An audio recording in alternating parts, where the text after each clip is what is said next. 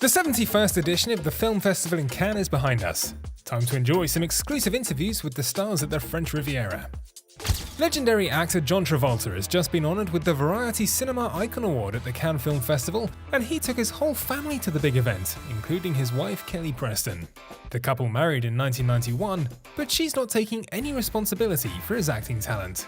He's so brilliant as an actor. He would have been a brilliant actor whether we were together or not, but being able to share that as a couple and two people very much in love has been very special. Both John and Kelly are actors, and they've worked on a number of movies together over the years.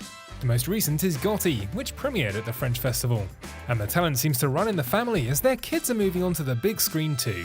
Kelly and I did Gotti together, but Ella, my daughter, our daughter, is going to do another film with us. We did the last film with her, Old Dogs with Robin Williams, and now she's going to do another film. Finally, we got her back on the screen. With Dad, next. But I think it's important if your children love the arts to encourage them to do it. While John and the Travolta family are in Cannes, the festival's playing one of John's breakout movies, Grease.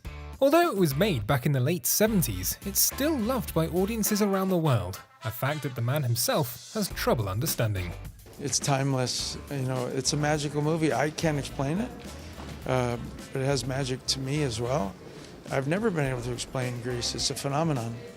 It's an absolute historical, cinematic phenomenon because there's no other movie you can compare. Which is why Grease is the classic that it is. John Travolta continues to work both with and without his family, and it's always exciting to see what he'll appear in next. Cannes Film Festival is known for shining a spotlight on thought-provoking dramas and indie movies, as well as welcoming the world's biggest blockbusters onto the big screen. Game of Thrones actress Emilia Clarke is visiting the French Riviera, but can't exactly treat it like a holiday. I'm finishing the season now. They let me come to Cannes, and then I go back and finish the show. Of course, once she finishes the season, Emilia is able to weigh her options and decide the next steps of her career. The next step begins with me not setting an alarm and having an actual sleep for the first time in a decade. So I'm looking forward to that.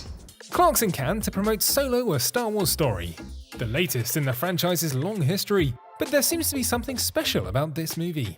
It's amazing to be a part of this because this will be the third Star Wars movie that has premiered at Cannes, and the first two were the originals.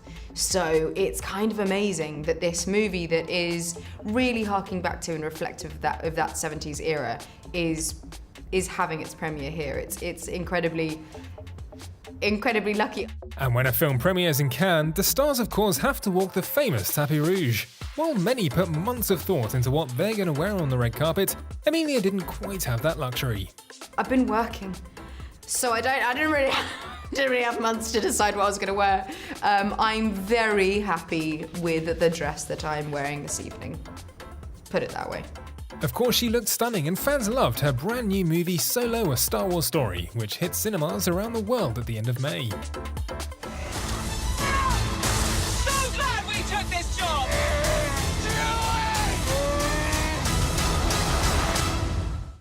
After 12 days of celebs, movies, and of course some amazing fashion, the 2018 Cannes Film Festival has come to a close, but not without a few last surprises up its sleeve, as the jury, headed by Kate Blanchett, handed out this year's awards.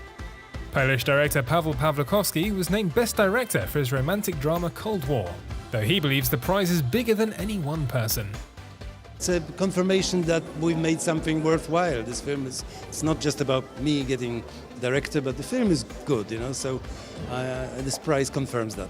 One of the year's biggest breakout hits was the Belgian film Girl, about a teenager struggling with her gender identity. The movie picked up the Best Actor prize for star Victor Polster, as well as the Camera d'Or, which is the award for Best Filmmaking Debut for writer and director Lucas Dont, and the drama was quickly bought by Netflix for distribution. And I want to speak about people who try to break down these walls. People who allow themselves to be the truest versions of themselves, whether that is feminine or masculine. Frequent Cannes visitor Spike Lee was back with the political comedy Black Klansman, which earned the often controversial Lee this year's Grand Prix, the second highest honor awarded at the fest. Being here in '86, that really put me on the world platform. So this is the best film festival in the world, and it's always been great. And the coveted Palme d'Or naming the best film of the festival went to Shoplifters from Japanese auteur Hirokazu Koreeda. The decision definitely came as a shock to many, but jury member Denis Villeneuve, himself a popular director, was very satisfied with this year's slate of winners. It was very challenging because you have your own taste, you want to challenge, you fight for some movies, and then sometimes you win some battles, others, but at the end of the day, I knew that it will not necessarily be a perfect world, but it's a perfect palmarès. That's what I'm gonna say.